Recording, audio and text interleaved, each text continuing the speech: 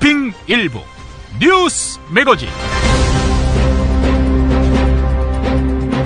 2016년 6월 16일 목요일에 인사드리는 김용민의 뉴스 매거진입니다. 남경필 경기도지사가 웬일일까요? 새누리당 소속 아닙니까? 12년 전인가 그 당은 노무현 당시 대통령이 추진하려던 행정수도 이전을 기를 쓰고 반대했었습니다.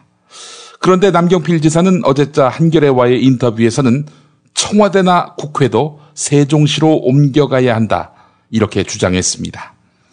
반기문발 충청 대망론이 부상한 상황에서 차기 대선 주자로 꼽히는 남경필 지사도 충청 민심을 자극하는 차원에서 충청 천도론을 제기한 것 아니냐 이런 해석을 낳고 있습니다.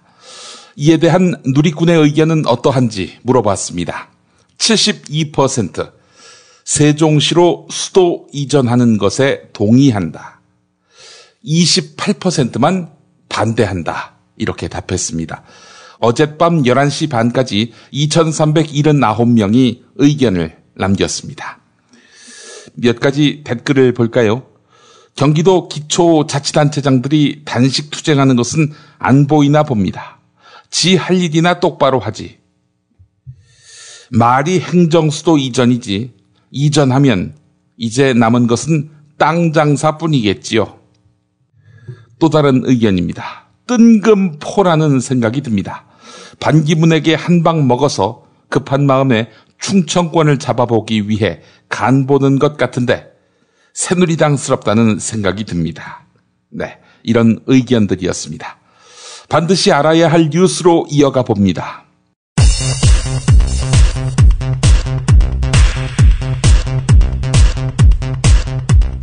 신동빈 롯데그룹 회장 공개 사과했습니다. 지금 불법 자금 조성을 비롯한 여러 혐의로 검찰 수사를 받고 있죠. 사과하면서 무산된 호텔 롯데 상장에 대해서도 연내에 재추진하겠다 이렇게 밝혔습니다. 국민의당이 김수민 의원의 2억 원대 리베이트 수수 의혹과 관련해 리베이트가 국민의당에 흘러갔다는 것은 근거가 없다는 중간 조사 결과를 발표했습니다. 그러나 관련자를 충분히 조사하지 않은 상태에서 도출한 결론이기 때문에 성급한 것 아니냐 이런 지적도 나오고 있습니다. 진상조사단장인 이상돈 최고위원의 발표입니다. 국민의당은 말할 것도 없고 우리 당 어느 누구도 나간 적이 없습니다. 여기 다 있다.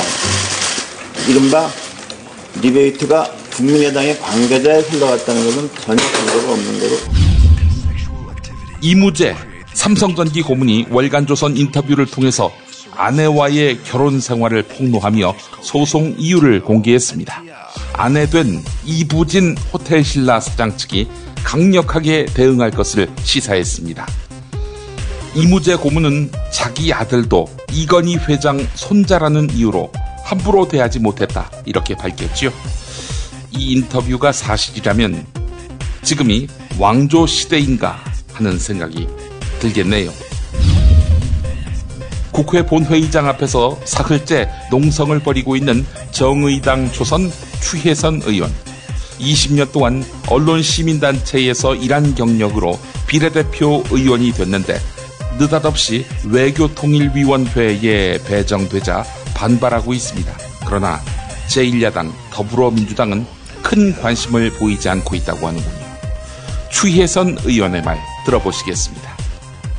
축구 선수가 농구장에 놓인 느낌이다. 제가 이렇게 말씀을 드렸는데 현장과 또 그 전문 분야에서 일했던 경력을 토대로 활동을 해야 되는 게 맞다고 보고요. 세월호 참사 이후 학교에 기탁된 성금 성격의 돈 가운데 일부를 단원고등학교가 학교 운영비로 썼다고 합니다. 박주민 더불어민주당 의원이 경기도 교육청으로부터 제출받은 자료에 상세히 나와 있다고 하는군요. 카카오톡 단체 대화방에서 여학생들에 대해 상습적으로 성희롱 발언을 해온 고려대 남학생들이 언어 성폭력에 관련된 혐의를 모두 인정한다면서 사과문을 공개했습니다. 가해자들은 문제점을 인식하고 있었음에도 오히려 설마 걸리겠어? 라는 생각으로 성적 대상화와 음담 폐설을 멈추지 않았다. 이렇게 자백했습니다.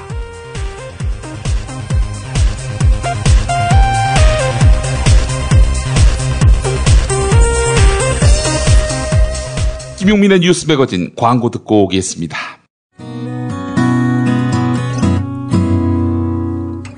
안녕하세요.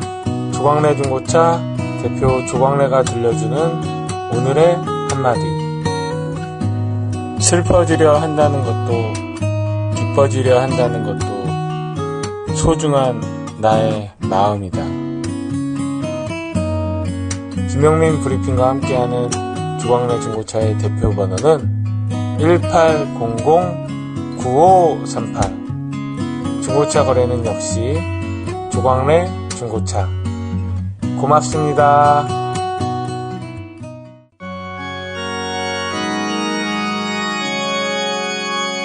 거품없는 만남, 아름다운 결혼 1600-1475 클럽센트가 맺어드립니다. 고액의 선불 가입 비용을 상상하셨나요? 1600-1475 클럽센트는 만남이 성사된 경우에만 비용을 결제하는 후불제 결혼정보 회사입니다. 10년 이상 20년 경력의 베테랑 커플 매니저가 당신의 반쪽을 어떻게 찾아드리는지 믿고 맡겨보세요.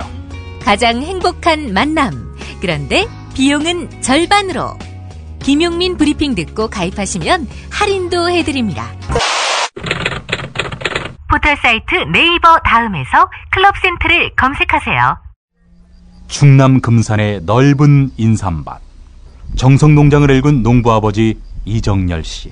자연은 노력한 만큼 내어준다. 그 자연의 마음을 알기에 정성농장을 더불어 일구는 아들 이성규 씨도 아버지에게 배운 것처럼 정직하고 또 성실하게. 정성농장 홍삼은 인삼 재배부터 가공 판매까지 모두 책임지고 있습니다. 그래서 대한민국 1등 품질을 자부합니다. 검색창에 정성농장 홍삼을 검색해주세요. 정성농장 홍삼. 전화문의는 010-9754-6972. 조선의 딸로서 잘하는 죄밖에 없는데. 남북 통일 만세! 새날이 올 때가 불리한 진술을 거부할 수 있습니다. 김무성 나와! 이런 민주주의를 하라, 이 새끼야!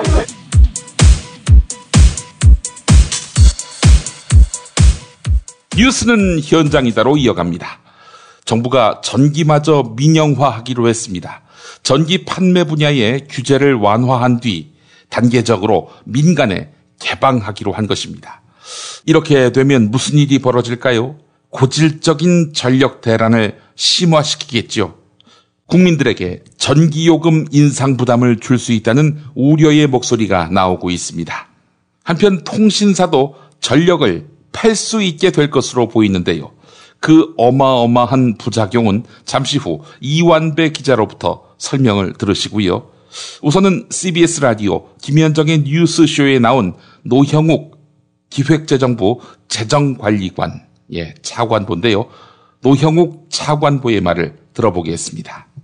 이제 그렇게 하다가 보니까 어떤 이제 상황들이 생기냐 하면은, 예를 들면 이제 소프트뱅크 같은 경우는 뭐 인터넷이라든가 통신 이런 쪽에 굉장히 특화된 그런 기업인데, IT 회사죠. 전기를 그 휴대전화, 방통신, 인터넷 이거하고 결합한 그 묶음 상품, 결합 상품을 이렇게 내놓고 있고, 여기에서 이제 그 할인 혜택도 제공을 하고 있고요. 그러면은 자기네 통신망을 쓰는 회원들한테는 전기를 뭐 싸게 해준다든지 이런 결합 상품이요? 예, 그렇죠. 그런 것들이 이제 출시가 돼서 선택권도 좀 넓어지고, 또 더불어서 이제 그 요금도 인하되는 그런 긍정적인 것들이 나타나고 있습니다. 알겠습니다. 도로가 민영화되면서 여기저기 도로의 그 이용료가 상당히 오르는 걸 뼈 아프게 경험하지 않았습니까? 그러면서 국민들이 이거 가스, 전기 이런 것들도 어느새 그렇게 되는 거 아니냐? 걱정들 많이 하시는 거 아시죠? 그래서 이제 걱정하시는 그 양면성이 있을 수가 있는데요. 우리가 하여튼 뭐 오랜 역사를 통해서 또 많은 사회를 통해서 보면은 그 경쟁을 통한 그 효율, 가격 인하 효과, 또 국민 그 소비자의 어떤 선택권의 증가 뭐 이런 부분들에 대한 전체적인 편익이 훨씬 더 크기 때문에 이런 방향을 추진하는 거고요. 그 우려하시는 그런 부분들, 국가 같은 기관, 산업, 에너지 이런 부분에 대한 공공성 이런 거는 계속 유지가 되도록 뭐 세심하게 관리를 해나갈 겁니다. 20대 국회가 문을 열자마자 개헌론이 본물 터치듯 확산되고 있습니다. 정세균 국회의장, 개헌은 누군가 반드시 해야 할 일, 이렇게 밝혔죠. 자, 어제는 개헌 전도사로 알려진 우윤근 국회 사무총장 내정자가 내년 초에 늦어도 내년 4월 보궐선거 즈음에 개헌안 국민투표를 하는 게 좋지 않겠는가 라면서 시기까지 거론했습니다. 그러면서 권력구조 개편 방향으로는 독일, 오스트리아식의 분권형 내각제를 언급했습니다. 우윤근 내정자, 평화방송 라디오 열린세상 오늘 윤재선입니다에 나와서 했던 말 들어보시겠습니다. 그런데 문제는 남았습니다. 지금 개헌을 통해서 권력구조 개편을 놓고서는요. 박근혜 대통령도 개헌을 하게 된다면 4년 중임제 대통령제가 좀 나을 거다 이런 개인적 의견도 밝혔고 또 여러 의원들 보면 이원 집정부제, 뭐 분권형 대통령제 같은 내각제를 가미한 분권형 제도 여러 가지 다양한 방법들이 제시가 되는데 우 의원께서는 우 사무총장께서는 이 권력구조 개편 방안 어떻게 보세요? 네, 뭐 여러 가지 방안이 있고 우선은 제가 원내대표 시절에도 그래서 여야가 개헌 특위는 구성해야 된다. 네, 그런 말씀하셨죠. 개헌 논의조차도 못하게 하면 이게 제대로 된 의회민주주의 국가인가 하는 생각을 제가 많이 했고 대통령께도 직접 말씀드렸는데요. 그 내용은 저는 개인적으로 우리나라가 갈등이 많은 나라지 않습니까? OECD 국가 중에 터키 다음으로 많다고 합니다. 그래서 이 갈등이 많은 나라는 승자 독식 구조의 이 권력 구조 가지고는 통합이 불가능하다. 그래서 저는 개인적으로 독일과 오스트리아식 모델, 소위 대통령은 국가 원수로서의 통합의 상징으로 두고 총리는 지금 총리는 저희들이 보기에는 대통령의 대변인에 불과하다 이렇게 평가하고 있습니다. 총리를 국회에서 뽑아서 여야가 이제는 싸우지 않고 연정도 가능하고 상생할 수 있는 그런 분권형 내각제가 필요하다 생각을 하고 있습니다.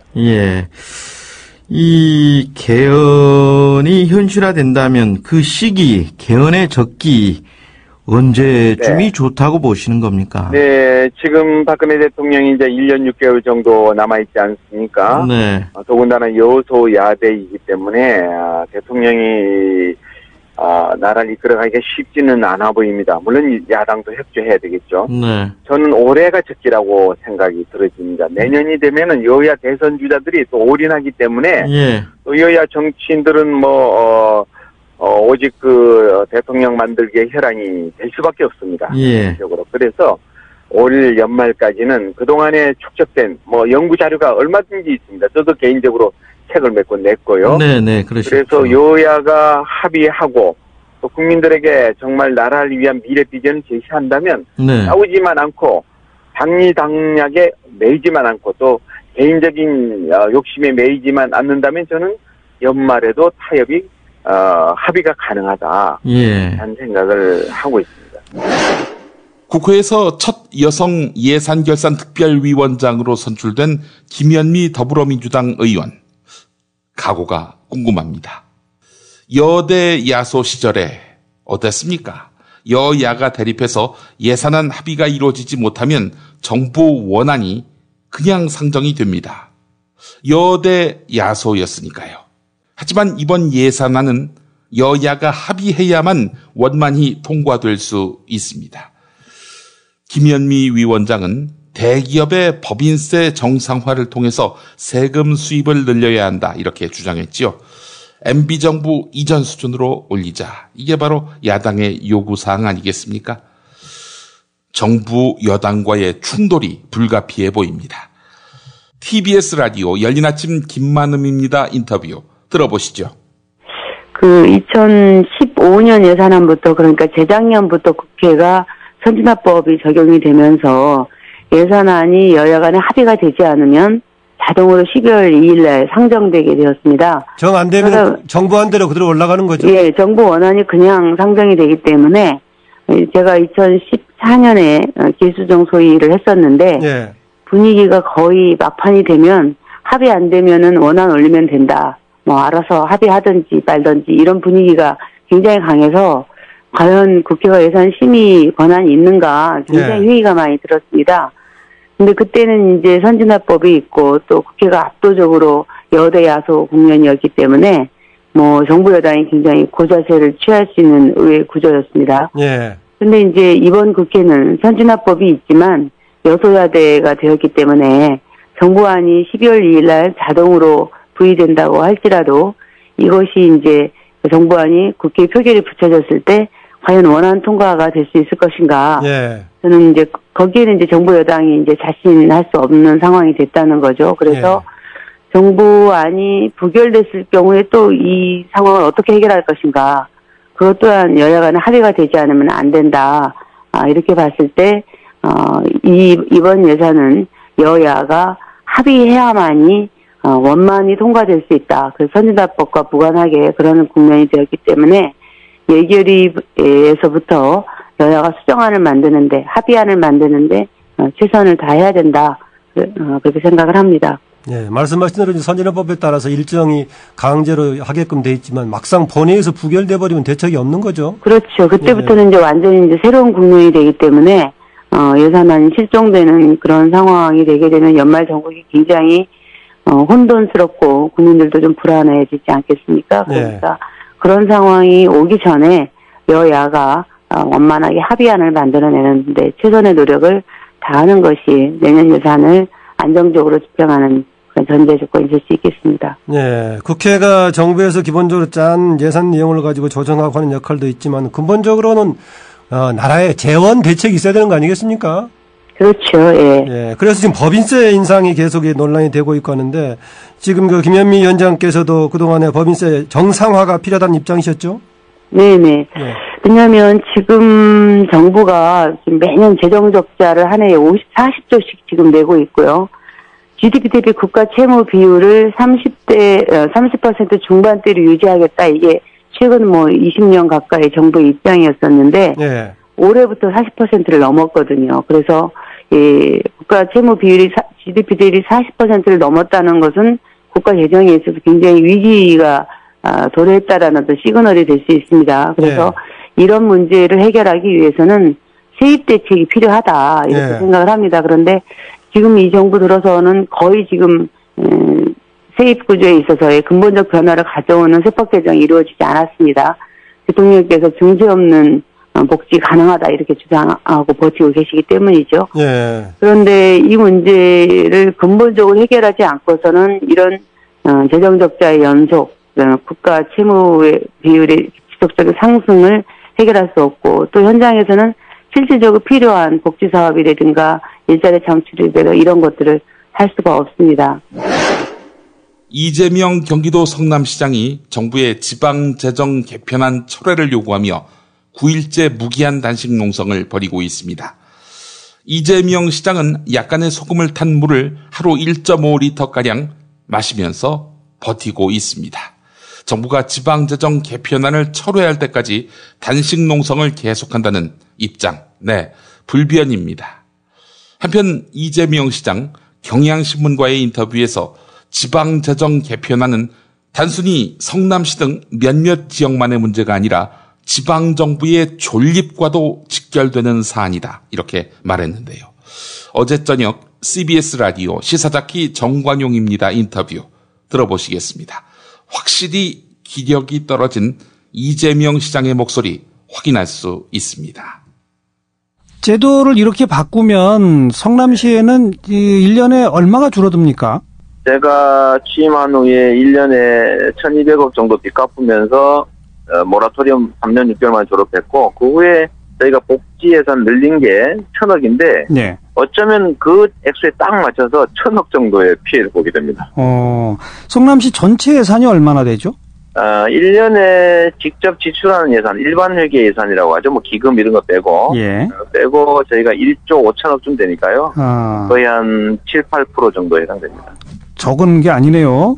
뭐 거의 다라고 보면 됩니다. 왜냐하면 이 지방자치단체 예산이라고 하는 게 뭐 공무원 인건비, 시설 관리비, 도로 보수비 이런 필수 경비들이거든요. 예. 다른 220개 지방자치단체는 이 필수 경비가 부족한 상태가 돼 있어요. 그렇죠. 정부가 보조금 안 주면 부도입니다. 예. 정부 보조금 받기 위해서 전부 다 정부에 매달리게 되죠. 예. 여기 경기도 6개시만 겨우 그 비용을 넘어서니까 정부의 보조금을 받지 않고 있어요.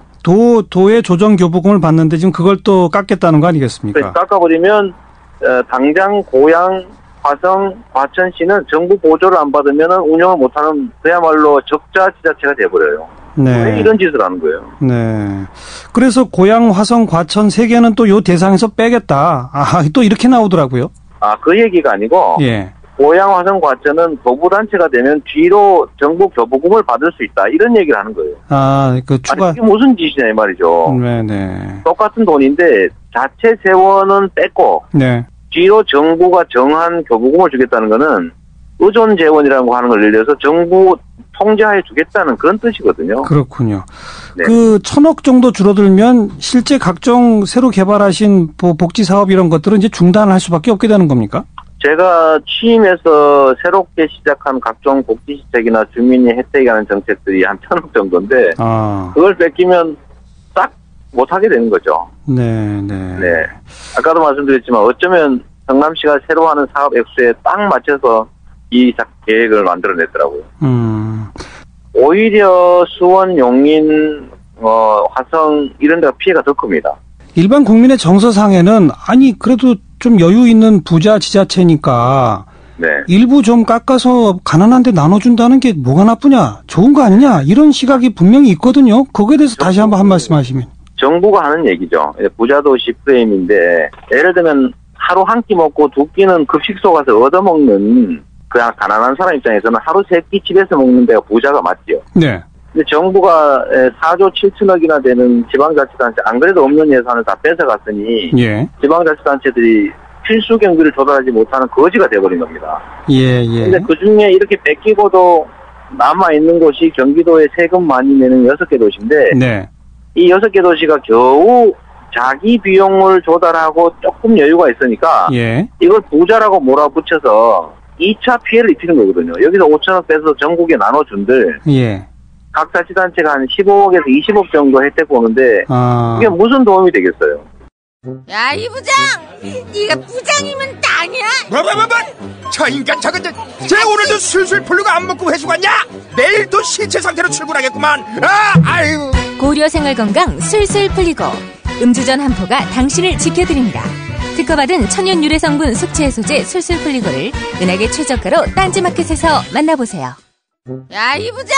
네가 부장이면 땅이야? 뭐? 저 인간 저건 쟤 오늘도 술술 풀리고 안 먹고 회수 갔냐? 내일도 신체 상태로 출근하겠구만. 아유. 고려 생활건강 술술 풀리고 음주전 한포가 당신을 지켜드립니다. 특허받은 천연 유래 성분 숙취 해소제 술술 풀리고를 은하계 최저가로 딴지마켓에서 만나보세요. 서울, 경기, 인천 지역의 신축 빌라 정보 빌라타임즈 하나면 됩니다. 현장 나와주세요. 네, 여기는 새로 오픈한 현장입니다. 여기만이 아니라 분양 마감 현장이라면 빌라타임즈의 레이더를 피할 수 없습니다. 빌라타임즈 정보는 알찹니까? 당연합니다. 현장에서 직접 촬영한 퀄리티 높은 사진 여러 장이다. 지도 서비스, 무료 투어 서비스, 무료 상담 서비스까지. 빌라타임즈 짱이죠? 그러다 허위 매물 걸리면요? 포상금 100만 원 약속합니다. 수도권 빌라에 관한 정직한 정보를 모았습니다. 빌라타임즈. 인터넷에서 만나세요. 아우 덥다 더워. 이제 우리 몸 생각해서 이 보양식이라도 먹어야 되는 거 아니야? 이 장어가 남자한테 좋다는데. 장어도 몸에 좋은 장어 있고 몸에 해로운 장어가 있어. 난 너가 장어를 반길 줄 알았지. 안 반가워. 자, 일단 이거 한 잔 해. 그래. 자. 우와! 이거 저 새싹당 공차 아니야? 어떠냐? 와, 이거 저 시원하게 먹으니까 더 좋다. 이거 저 뜨거운 물에 우려서 식힌 거 아니야? 아니야, 그냥 시원한 물에도 잘 우러나와. 큰 물병에 새싹당 공차 한 수저 넣고 냉장고에 두고 물 대신 마시면 돼. 오, 굿이야, 굿. 나도 저 여름엔 이렇게 마셔야겠다. 역시 새싹 땅콩차는 전창걸의 새싹 땅콩차야. 맛의 깊이가 달라. 새싹 땅콩차의 효능은 꼭 와이프한테 써라. 야, 전가야, 이거 마시는 거 우리 마누라한테는 비밀이다. 070-8635-1288 전창걸닷컴.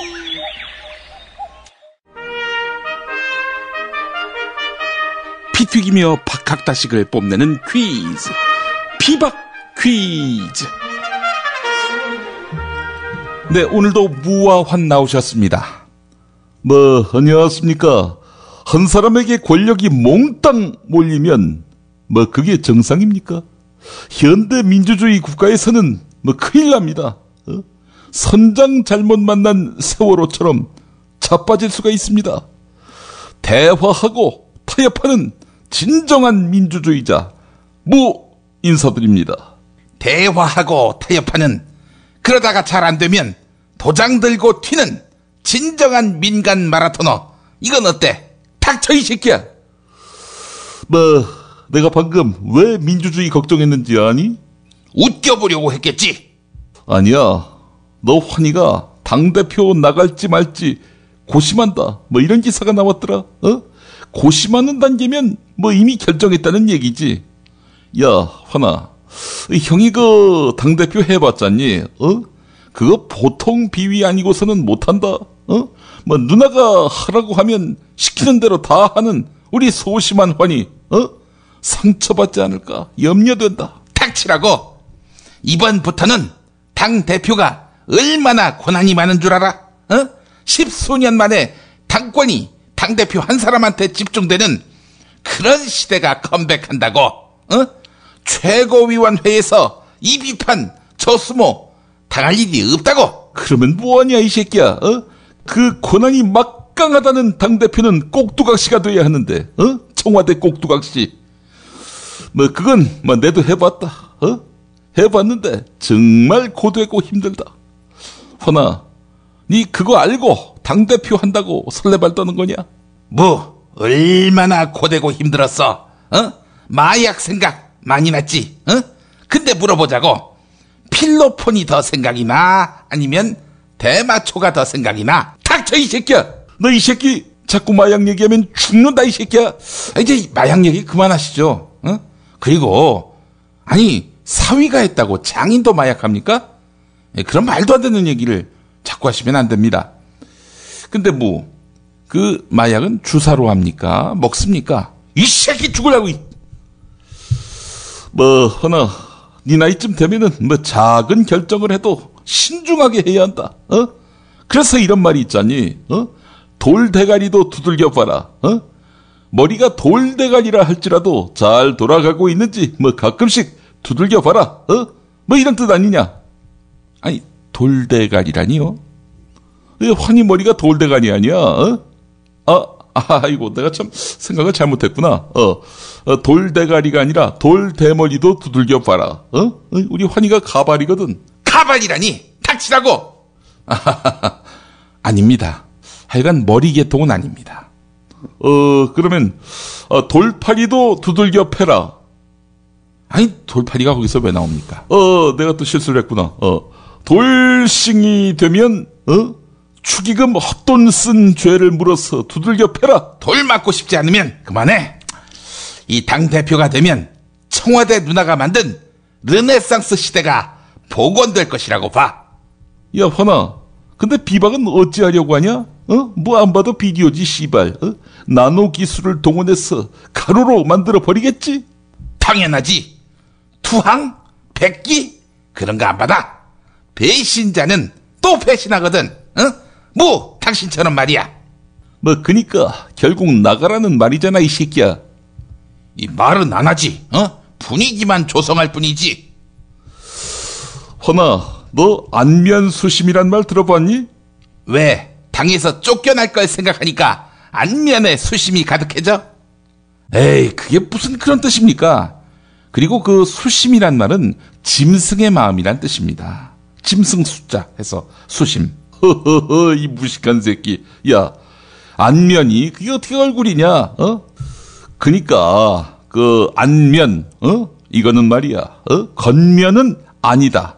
즉, 건면은 안철수다. 뭐 이런 뜻이잖아, 이 새끼야.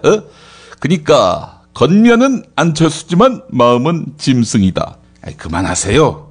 안면이 뭡니까? 인면이죠, 인면. 인면수심 아닙니까?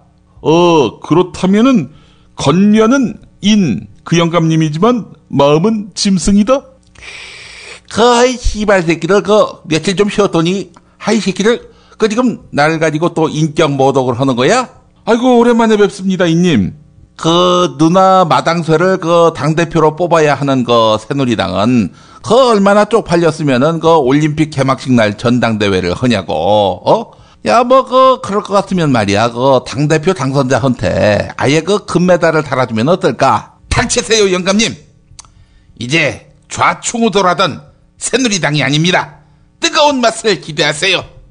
하이 새끼, 야, 뜨거운 맛은 너희들이 기대해야 할 거 아니겠어? 어린 백성들이 정신 차리라고 180석은커녕 과반은커녕 제1당은커녕 2당으로 그렇게 주저앉혔는데 여전히 누난 당 총재니까 누난 왕 총재니까 하이 씨발 성대모사 하던 목소리가 풀렸네. 자, 자꾸 이러고 있으니까 다음 대선에서도 아마 어린 백성들이 너희 당을 또 한번 정신 차리게 해주지 않겠냐 이 말이지. 야당이 분열했는데도 졌어요 등신들. 그래놓고는 도장 들고 날라서 졌다고 씨발. 그 타령만 반복해. 이 당시 혼란을 일거에 수습하기 위해서 당신을 축출하고 새 도장을 파서 공천장 다 나눠줬으면 이 꼴이 났을까? 우리 당이 진 것이 민주주의 안에서 진 거라고 생각하는 모양인데 혼란을 보여가지고 진 거라는 생각은 들지 않나? 박정희 대통령을 찬양하는 이 당에서 말이야. 이제 그만하시고요. 자, 이님 오랜만에 오셨는데 말이죠. 이재명 성남시장 단식 농성 현장 다녀오셨더라고요. 근데 표정이 많이 안 좋으셨어요. 당연히 안 좋지. 나는 이런 투쟁 자체가 싫어요. 왜 투쟁을 해? 아니 뭐라도 해야 하는 거 아닙니까? 근데 너무 과격하잖아. 자기 말이 안 통한다고 막말하고 단식하고 장외투쟁하고 나는 이런 거에 대해서 추호도 좋은 방법이 아니라고 봐요. 아니 그러면은 시 예산으로 쓰라고 주민들이 시청에다가 낸 혈세 그거 중앙정부가 강탈하려고 하면 강탈하도록 내버려 둬야 합니까?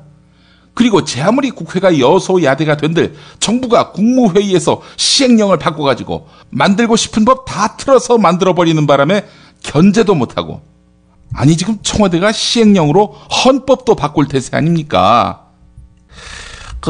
하여간 야 돼지야 너를 비롯해서 과격한 거 좋아하는 놈들 그런 것만 하면은 너희들만 손해라고 봐요. 하이 새끼들.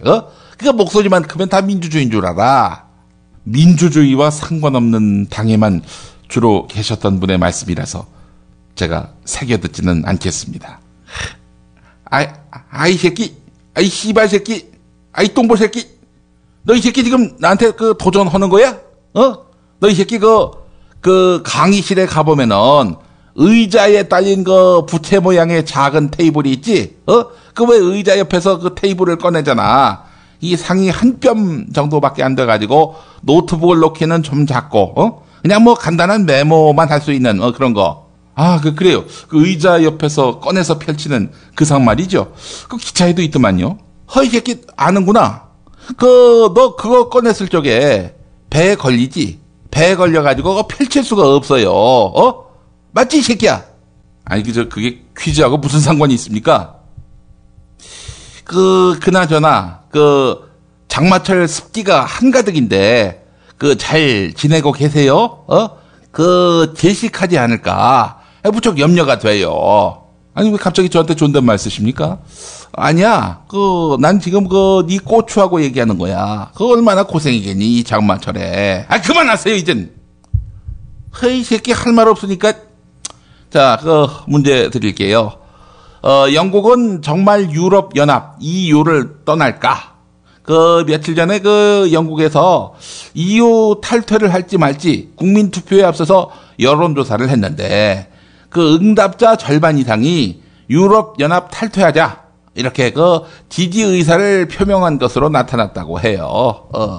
그 영국의 유럽 연합 탈퇴, 그 이거를 표현하는 단어가 하나 있는데 영국 플러스 탈출 이렇게 해서 만들어진 그 단어예요. 영국 탈출 이런 답 쓰는 인간은 그 없겠죠. 영국 플러스 탈출 이런 의미의 이 단어는 과연 무엇일까? 이게 오늘의 그 문제라고 봐요. 예, 정답. 경제부총리 출신이니까 영국 경제에 막대한 영향력을 끼치는 유럽연합 탈퇴 여부에 관심이 많다. 이런 말씀하실 것 같은데, 예, 환님 맞습니까? 맞아. 환희는 영국 경제에 관심이 많아. 그래서 한국 경제에 관심이 없어. 닥치라고! 예, 영국의 분위기는 영국의 이익이 침해받는다 생각하니까 이렇게 탈퇴하자 이런 것 같은데, 하지만 유럽연합에서 탈퇴하면 유럽 내부 갈등이 커지게 되고 네덜란드, 핀란드까지 추가 탈퇴하는 상황을 부를 수가 있다고. 그래서 유럽연합과 FTA를 맺은 우리로서는 매우 곤란해지게 돼요. 어이구, 전 경제부총리 환희, 다시 봐야겠네. 이 당대표 후보감 환희라고 해주면 안 될까? 그래야지. 그러면 공복혈 당대표 환희, 빈속에 냉수 먹는 환희. 닥치고. 자, 정답은 파이널 카운트다운. 파이널 카운트다운이라니요? 탈퇴까지 얼마 안 남았다 이 노래 아니야? 그 노래를 부른 가수는 공교롭게도 유럽이고. 아닙니다. 자, 정답 아십니까? 야, 사회자, 의사진행 발언이 있는데 환희가 지금 대본의 대사처럼 똑똑하지가 않아요. 앞으로 그 환희 대본 쓸 때에는 리얼리즘을 구현해줬으면 해. 그나저나 유럽연합에서 영국이 탈출했다가 다시 유럽연합에 가입하려고 하면 그건 될까? 복당은 안 되지. 배신자인데. 그런가? 정답 바로 가자. 유럽연합 EU를 탈출하는 거니까 EU 승민. 에이그. 자, 오늘도 정답은 애청자 여러분의 몫입니다. 팟빵 게시판에 답과 이메일 주소 그리고 사연 남겨주시기 바랍니다. 김용민이 쓴 은하계 최초 잡놈평전 김어준 평전 하루 2분께 보내드립니다. 인터하우스에서 제공합니다. 제 사인이 들어간 책인데요. 일부분 소개해 보겠습니다. 홍익대학교 전자공학과 4년 수학이라는 그의 제도권 공식 학력 따위로는 김어준을 설명할 수 없다. 김어준은 그 개인도 중요하지만 그 개인을 만든 환경과 구조, 이것 또한 연구 대상이다. 자유방임적으로 기른 부모님이 그러하고 결국 인간이 사는 곳은 다 똑같더라 라고 일깨워준 배낭여행에서 마주친 세계가 그러했으며 끊임없이 욕망을 추구하는 한국적 우파와 끊임없이 진정성을 확인받으려는 한국적 좌파가 그러했으며 가부장적 유교 문화에 미국적 천민자본주의가 통섭된 땅에서 사업가, 이혼자, 언론인, 디지털 문명 전문가로서의 노정이 그러했다. 네. 왠지 책이 재밌을 것 같지 않습니까? 네. 여러분, 인터하우스에서 나온 은하계 최초 잡놈평전 김어준 평전 많이 사랑해 주시기 바랍니다. 오늘 ES24 보니까 사회정치 분야 2등이에요. 여러분, 저는 아직 배가 고픕니다. 자, 정답자 2분입니다. 와글 어사님, 정답 순안국제공항. 맞습니다. 얼마 전에 연평도에 불법 조업하던 중국 어선을 우리 어민이 납포하는 일이 발생했지요. 이권이 아닌 생존권을 사수하기 위한 최후의 수단이었겠지요. 그 후 국가가 취한 태도는 실망스러웠습니다. 어민을 수사하고 연평도 해역은 두 손 놓고 그저 바라만 보고 있습니다. 그런 대한민국을 물로 보고 중국 어선은 때를 지어 모여들었고 어족자원을 고갈시키다 못해 각종 쓰레기와 폐유까지 버리는 뻔뻔한 짓을 일삼고 있습니다. 해경은 손 놓고 연평도를 바라만 보고 있습니다. 박근혜 정부는 해경 내부의 세월호 책임자들에게 징계는 안 하고 국민 몰래 줄줄이 승진을 시켰습니다.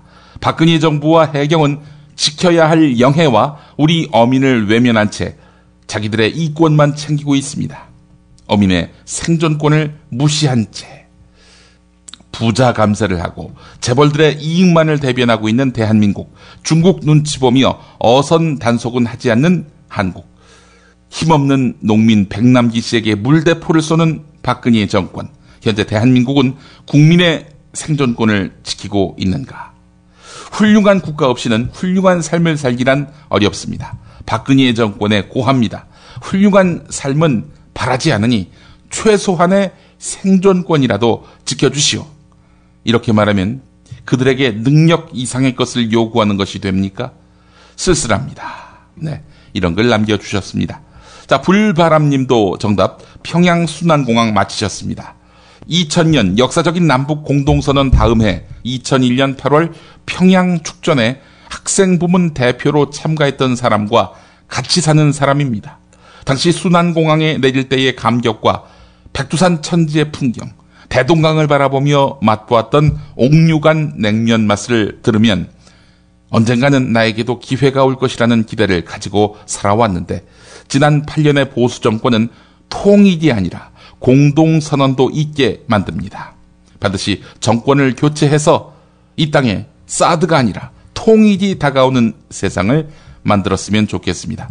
지금은 아이들 키우느라 고생하고 있는 아내에게 김어준 평전을 선물하고 싶습니다. 네, 감사합니다. 아내분이 평양 가신 거군요. 그 통일의 꽃 임수경 전 의원이 생각나네요. 예, 얼마나 좋은 추억이었습니까? 네, 피바 퀴즈 오늘 순서 마무리하겠습니다. 많은 참여 바랍니다.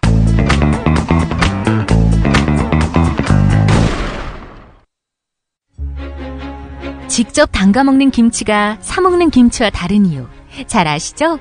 내 눈으로, 내 손으로 골라야죠. 우리 걸로요. 한 포기 한 포기 직접 손으로 소금을 뿌려 절이는, 가장 깨끗한 손으로 정성과 진심을 담아 이 김치 쥐앗으로 못 써요. 나쁜 병균 틈타지 말아야 하니까.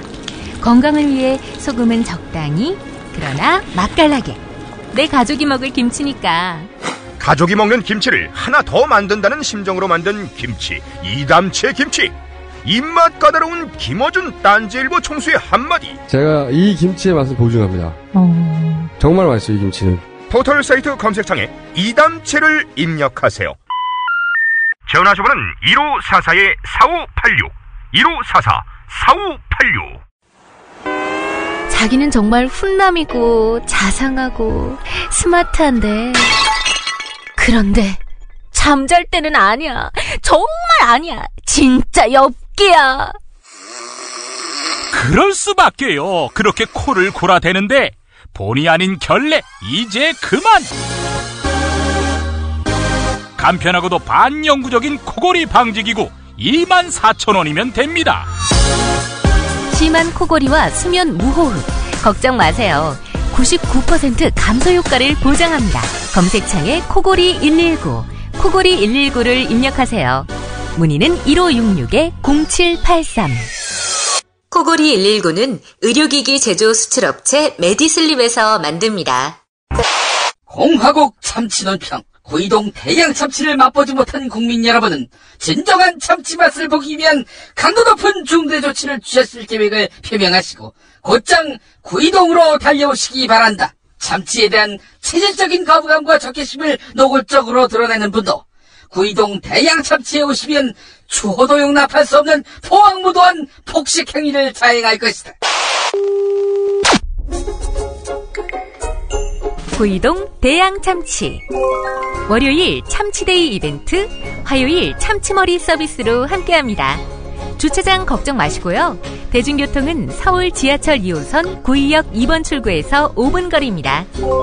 대양참치 구의점 02-455-8087. 박근혜 왜 저러지?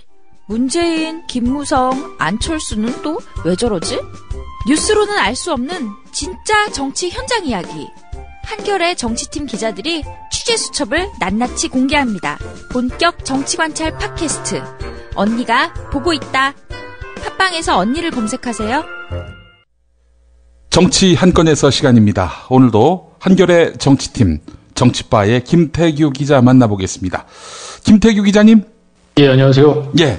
자, 국민의당 김수민 의원 리베이트 의혹, 당에서 진상조사 중간 결과를 발표했다고요? 예, 그렇습니다. 진상조사 단장이 이상돈 의원이죠. 예. 이상돈 의원이 어제 오전에 기자들을 불러서 중간조사 결과라면서 지금까지 조사 결과를 이제 브리핑을 했는데요. 예. 결론은 이렇습니다. 문제는 이제 김수민 의원이 대표로 있는 브랜드 호텔이 그 광고 대행과 공보물 업체, 다른 그 업체로부터 돈을 받았다. 그 일감을 이제 넘겨주고 예. 이 의혹 아니겠습니까? 그렇습니다. 근데 그렇게 받은 돈이 당으로는 유입되지 않았다. 그렇기 때문에 리베이트 자금이 당으로 오지 않았기 때문에 국민의당으로서는 문제가 될 게 없고 법적으로도 문제될 게 없다. 이제 이런 주장입니다. 예. 문제는 근데 그 돈을 받은 사람이 브랜드 호텔을 운영하던 김수민 의원이고 예. 또 그 김수민 의원의 지도 교수인 김아무개 교수가 포함된 그 홍보 TF가 그 체크카드 형태로 이제 받았다는 거 아닙니까? 그렇습니다. 6천만 원 정도를. 예. 근데 그 돈은 체크카드를 받긴 했지만 그 돈은 쓰질 않았고 그렇기 때문에 당으로 이제 건너온 게 없다 이렇게 얘기를 하는 건데. 근데 이제 문제는 돈을 받아서 썼냐 안 썼냐 그게 중요한 건 아니고요. 예. 그게 부정한 돈이라면은 돈을 받은 그때부터 문제가 되는 거고. 예. 그 국민의당의 이제 설명이 이렇습니다. 그건 어차피 브랜드 호텔이 받은 것이고 그리고 김수민 당시 이제 비례대표 후보죠. 김수민 후보가 대표로 있던 브랜드 호텔이 받은 것이기 때문에 그게 김수민 후보와의 관련성을 얘기를 하려고 해도 어쨌든 그거는 브랜드 호텔의 대표로서 돈을 받은 것이지 비례대표 후보로서 받은 게 아니다. 이제 이런 그 논리거든요. 근데 그 논리가 좀 문제가 뭐냐면 어쨌든 이 사람이 정당에 들어와서 홍보위원장을 맡고 비례대표 후보가 됐으면 예. 브랜드 호텔의 사장이건 아니건 어쨌든 그때부터는 정당인이 되는 겁니다. 이미 그때부터 정치자금법에 적용을 받는 정치인이 되는 것이고요. 예. 그렇기 때문에 이중의 정체성을 갖고는 있지만 하나의 정치인으로서의 정체성은 지워버리고 이거는 그 기업인 브랜드 호텔이라는 홍보업체의 대표로서 이루어진 거래관계이기 때문에 정치자금법으로 문제가 없고 당과도 관련이 없다. 이렇게 얘기를 하는 것은 조금 문제가 있다는 얘기고요. 예. 그리고 기자들이 또 뭐 이렇게 물어봤습니다. 이게 돈이 뭐 오간 게 없다, 국민의당으로 건너온 게 없다고 이제 주장을 했는데 그 근거는 브랜드 호텔이나 다른 업체들이 제시한 계좌 내역, 거래 내역을 가지고 이제 그렇게 판단을 했거든요. 예. 기자들이 이제 물어봤죠. 그러면 그거 외에, 그 통장 외에 별도 계좌나 현금 거래로 또 자금이 또 오갈 수 있는 거 아니냐 이렇게 물어보니까 그 업체들에 물어보니 별도 거래는 없다고 하더라고 답을 했습니다. 이상돈 단장이. 이런 거는 진상조사가 아니죠. 그냥 탐문 수준인 거죠. 이렇게 이런 일 있어요? 없어요? 물어보고 거기서 없다고 해요. 지금 이 정도 수준에서 얘기를 하는 거고. 그리고 또 하나의 그 선거공보 인쇄업체 두 군데 중에 한 군데 업체는 회사 대표와 연락이 닿지 않아서 만나지 못했다고 하고요. 그러니까 김 교수, 김수민 의원의 지도 교수인 김 교수와 브랜드 호텔의 주장을 토대로 이런 중간 조사 결과를 이제 내놓은 것이고요. 예. 또 문제는 선관위 고발의 핵심 내용 중 하나는 당시 사무총장이었던 박선숙 의원이 이런 그 복잡한 그 거래 관계를 사전에 지시하거나 이제 공모했다는 게 선관위 이제 고발 내용인데. 예. 그 부분에 대해서는 이상돈 단장은 그건 우리가 조사할 사안이 아니다 이렇게 선을 그었습니다. 예. 선관위 고발의 핵심 내용인데 그건 우리가 조사할 사안이 아니라고 선을 그었고 이런 거 보면 박선숙 의원은 뭐 당내에서도 어떻게 할 수가 없는 성역인 건지 어쨌든 뭐 김수민 의원이야 지금 정치 신인이고 비례대표 초선이기 때문에 뭐 잘 몰라서 뭐 이렇게 했다고 뭐 그럴 수도 있겠지만 이게 가장 국민의당으로서는 가장 그 휘발력 있고 폭발력 있는 사안은 그 당내 실세인 최고 실세인 박선숙 의원이 여기에 얼마나 관여했느냐 그 문제 아니겠습니까? 네. 근데 그 부분에 대해서는 진상조사단은 이건 조사할 게 아니라고 선을 그어버리고 뭐 이렇게 되면은 글쎄요, 예, 국민의당 진상조사 자체 조사 결과를 어떻게 좀 믿음을 가지고 받아들일 수는 없을 것 같고요. 결국은 검찰 수사 결과를 계속 지켜봐야 할 것 같고 검찰은 어제 그 왕주현 사무부총장에 이제 나와서 조사를 받으라고 했는데 그 왕주현 사무부총장은 논의할 시간이 필요하다면서 일단 출석을 좀 연기를 했다고 합니다. 예. 그 왕주현 사무부총장은 박선숙 사무총장 최측근이라면서요? 예, 그렇다고 봐야죠. 뭐 하여간 굉장히 미진한데 그래서인지 중간 결과 발표라고 한 거 아닐까요? 근데 우리가 그 중간 결과 발표라는 게 검찰의 어떤 수사 결과 발표할 때 주로 쓰는 말인데요. 예. 보통 중간 조사 결과 발표를 하면 그게 최종 수사 결과 발표인 경우가 되게 많아요. 예. 그래서 어느 정도의 큰 얼개를 잡고 사람들이 되게 궁금해하고 그런 부분에 있어서는 중간 수사 결과 발표라는 이름으로 일단 다 풀을 하고 나중에 무슨 뭐 영장을 청구하거나 기소를 하거나 그때 이제 최종 수사 결과 발표라고 그때 이제 약식으로 진행하는 경우가 많거든요. 예. 아니 그럼 뭐 국민의당은 무슨 기소를 할 것도 아닌데 중간 결과 발표라는 말은 왜 했습니까? 그러니까 뭐 일단은 혹시 앞으로 나올 어떤 뭐 검찰이 지금 수사를 진행하고 있으니까 수사 진행 과정에서 새로운 팩트가 나올 수도 있고 국민의당이 지금 일단은 이런 내심의 결론과 어긋나는 그런 또 상황이 이제 벌어질 수 있기 때문에 일단은 중간조사 결과라고 이름은 일단 해놓은 것 같습니다. 예. 여기서 검찰이 몇 발 더 나가게 되면은 국민의당으로서는 당 전체적으로 의혹을 숨겼다 이런 그 논란에도 휘말릴 가능성이 높아 보이네요. 그렇죠. 예. 네. 그렇기 때문에 조금 장치를 좀 마련해 둔 거죠. 예. 이상돈 최고위원은 중앙대 법대 교수를 한 분 아닙니까? 그렇습니다. 예. 네. 그래서 저도 또 조금 의문인 게 지금 그 국민의당 안에는 검사 출신들이 꽤 있어요.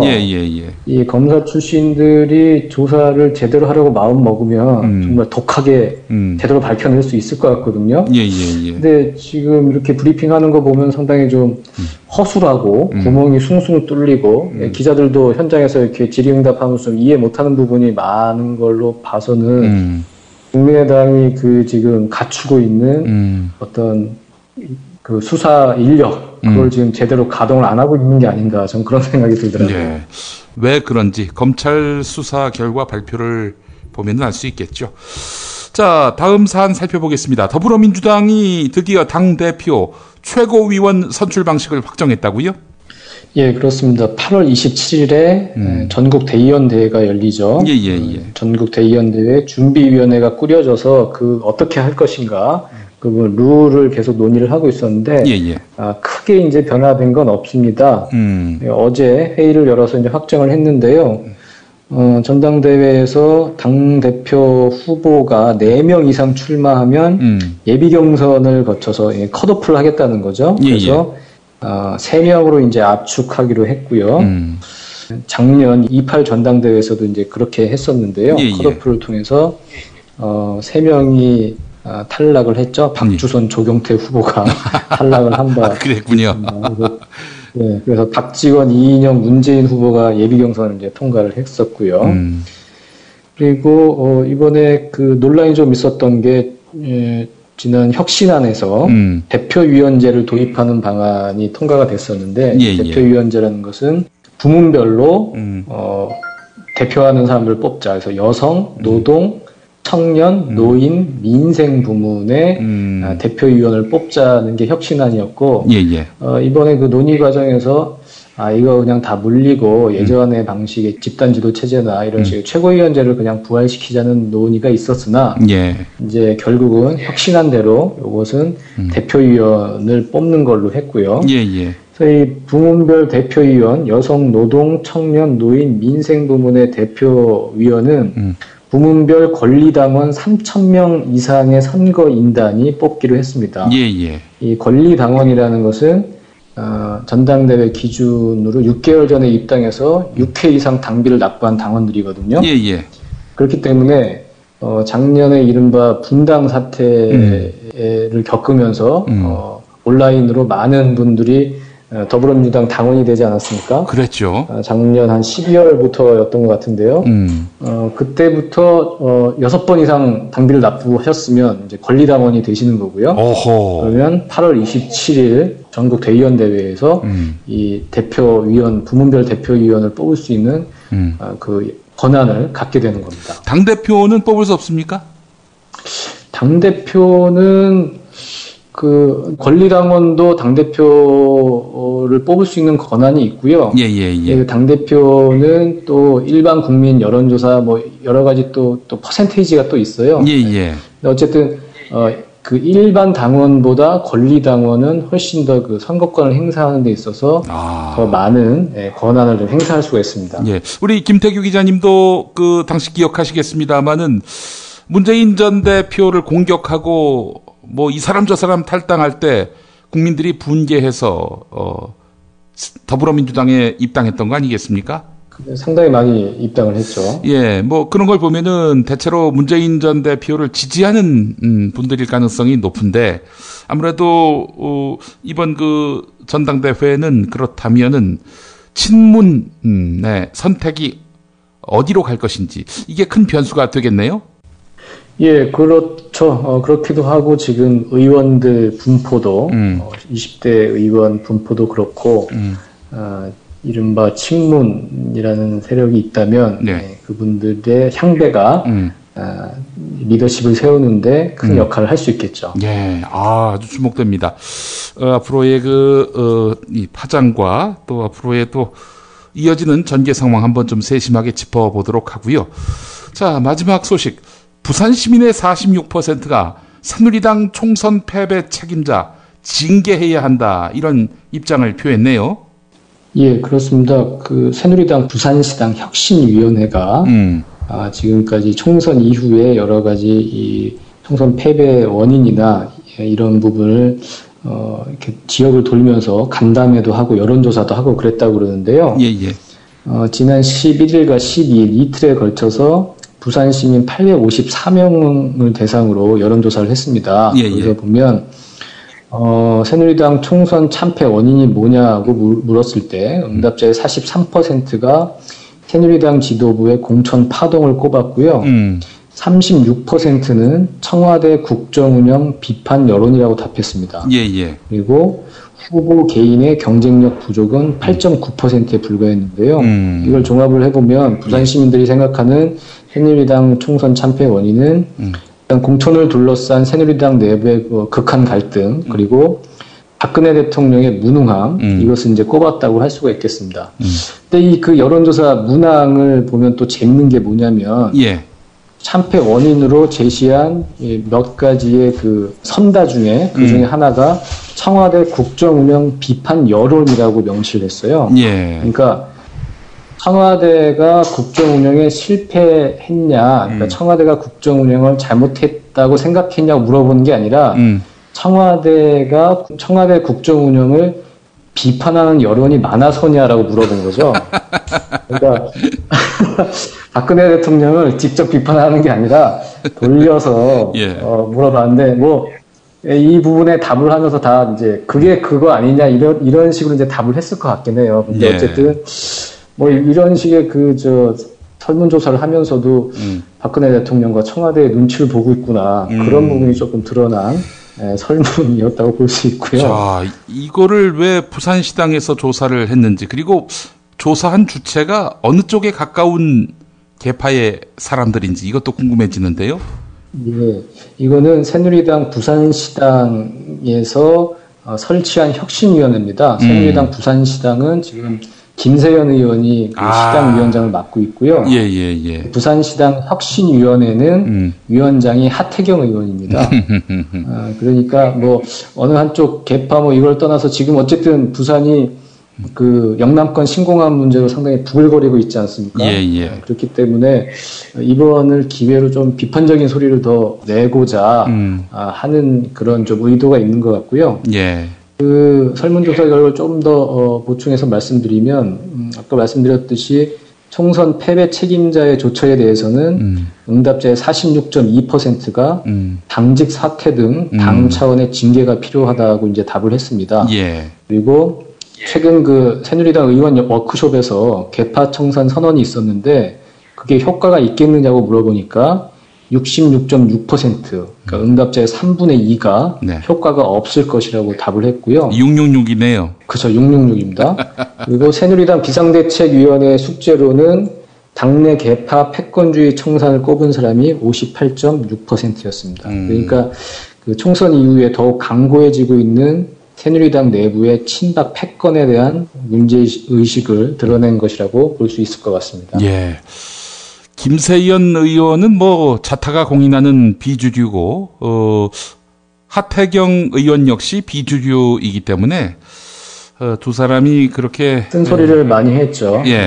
뭐 조사를 했다는 것 자체가 뭐 이미 거기서 상당한 정치적 의미를 함유하고 있다 이렇게 볼 수밖에 없겠네요. 근데 그 새누리당 총선 패배 책임자는 누굽니까? 그거는 묻지 않았어요. 총선 패배 책임자라고 묻지 않았고, 그냥, 당직 사퇴 등 당 차원의 징계가 필요하다. 이렇게 생각하느냐고 이제 물은 거죠. 아니, 그, 친박 쪽에서는 비박 쪽이 책임져야 한다고 하고, 비박 쪽에서는 또 친박이 책임져야 한다. 이러고 있는 판인데, 도대체 총선 패배 책임자를 징계해야 한다. 아니, 이런 여론은 어디다 어떻게 써먹어야 합니까? 아니, 명백한 게 없잖아요. 19대 총선에서, 이 민주통합당의 패배 책임자는 김용민, 뭐, 만국민이 다 이렇게 생각하는 뭐, 당연한 한 인물도 아니고 말이죠.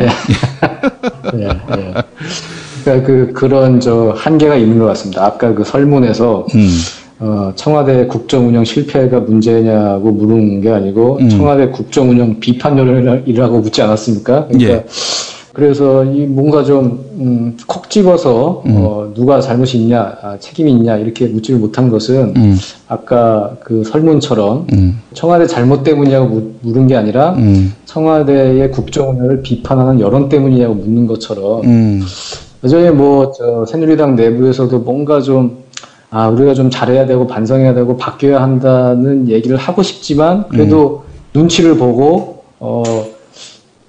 제대로 얘기를 못하고 한 반만 얘기할 수밖에 없는 그런 분위기가 투영된 여론조사 결과 발표가 아닌가 그런 생각이 드네요. 알겠습니다. 뭐 새누리당 갈 길이 머네요. 책임자가 누군지 지목도 못하는 이런 현실 속에서 무슨 혁신이 가능할지 의문입니다. 그거 하나만 물었어도 진짜 재밌는 여론조사 결과가 됐을 텐데. 그래서 말입니다. 네, 오늘도 김태규 기자 함께했습니다. 김 기자님 수고하셨습니다. 감사합니다.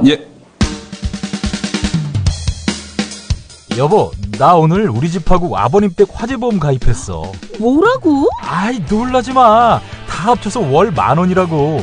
월 10,000원 화재보험 카페에서 가입한 거라니까. 월 10,000원 화재보험 카페에서 집 2채를? 남들은 집 한 채를 30,000원에서 40,000원에 가입하던데?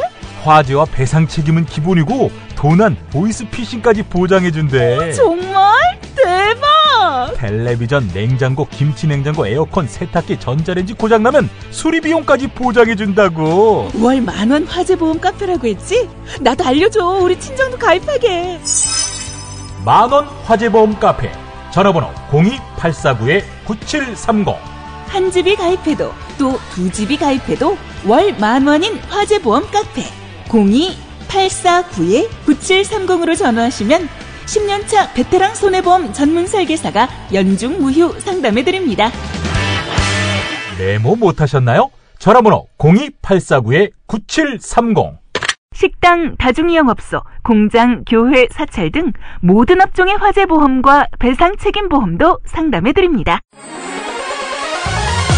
어머님, 아버님, 오래오래 건강하세요. 개업 축하합니다. 온세다 잠드소서. 결혼을 축하합니다. 형부, 우리 언니 반품은 안 됩니다. 차장 승진하신 주과장님, 주차장 되신 거 축하해요. 우리 같이 산 게 벌써 7년이나 됐네. 썩 짜릿했던 시간이었어. 선생님, 저도 사람이 되는군요. 선생님 덕분입니다. 하늘나라 가셨을 거예요. 곧 다시 만날 거고요. 태어나서 처음으로 여자에게 보내는 꽃이야. 너랑 닮은 꽃. 생일 축하해. 사랑과 축하, 위로가 있는 곳에 좋은 사람과 플라워. 1566-0263 1566-0263입니다. 지금처럼 사는 게 싫습니까? 전복을 원하십니까? 그렇다면 와우 전복을 드십시오.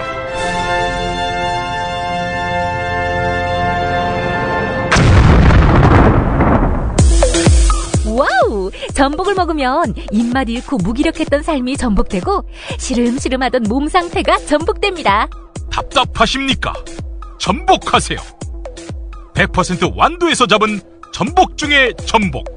와우 전복. 한 번 맛보면 또 찾게 되는 와우 전복. 네이버에서 와우 전복, 와우 전복을 입력하세요. 전화번호는 010-2443-0818. 6살 하늘이 밥을 잘 안 먹어요. 엄마, 나 이거 맛이 없어요. 그만 먹을래요. 엄마의 걱정은 점점 더해가는데요. 그런데 이때 택배입니다. 연지연 곰탕이 배달됐어요. 직접 도끼로 팬 장작불 위에 한우 사골과 도가니를 가마솥에 한가득 넣고 24시간 끓인 진구. 연지연 곰탕이 하늘이 입에 들어가는 순간, 아, 맛있다. 엄마 한 그릇 더 주세요. 하늘이의 밥도둑 연지연 곰탕. 조미료 같은 첨가물이 전혀 들어가지 않아 엄마의 기쁨은 더하답니다. 연지연 곰탕은 강화군에서 김포시 방향으로 강화대교 건너자마자 있습니다. 한우 사골로 정성껏 구워 만든 연지연 곰탕. 한 그릇에 8,000원입니다.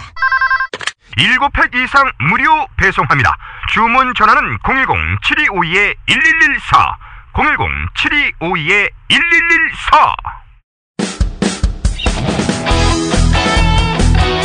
당신이 알아야 할, 또 우리 공동체가 알아야 할 뉴스, 김영민이 챙겨드립니다.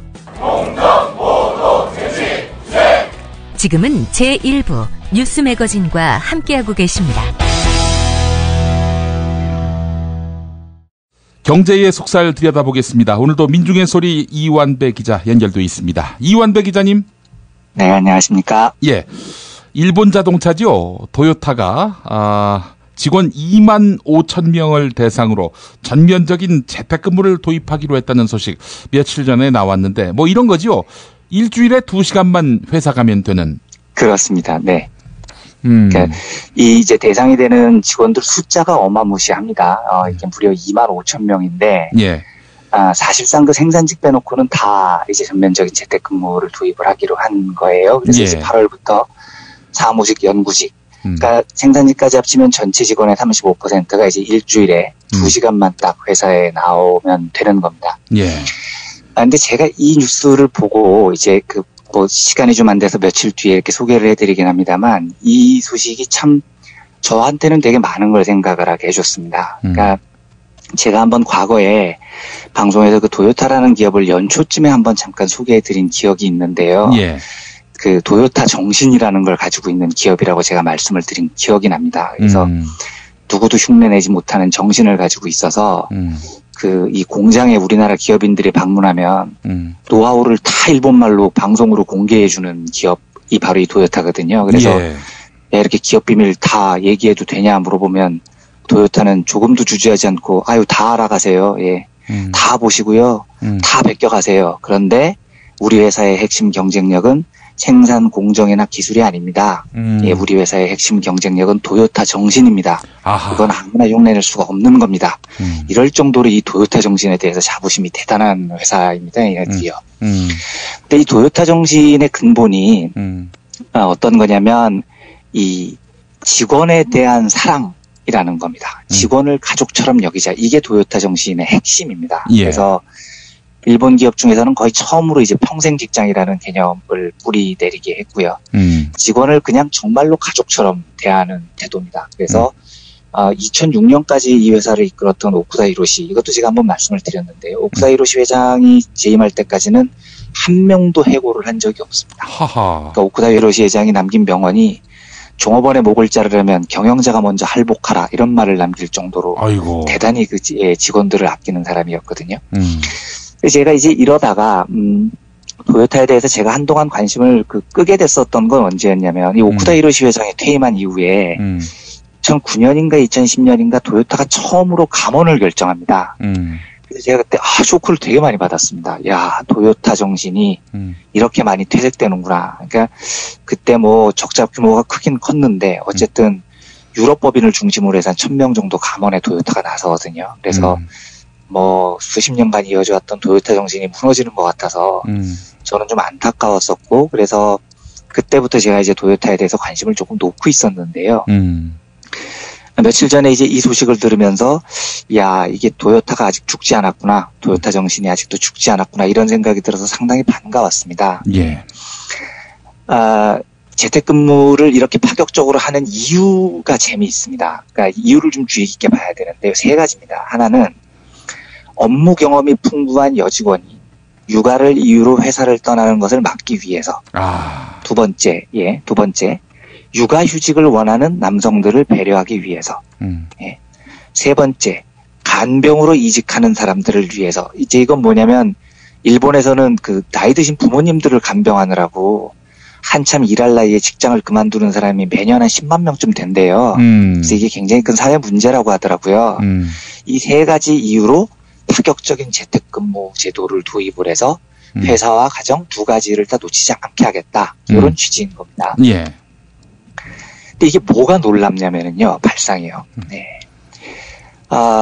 이 엄청난 실험, 그러니까 세계적으로 유례가 없는 사무직 직원들을 전부 재택근무를 하게 하는 이 엄청난 실험을 하는 이유가 그 근본 이유가 바로 가정에 있다는 점입니다.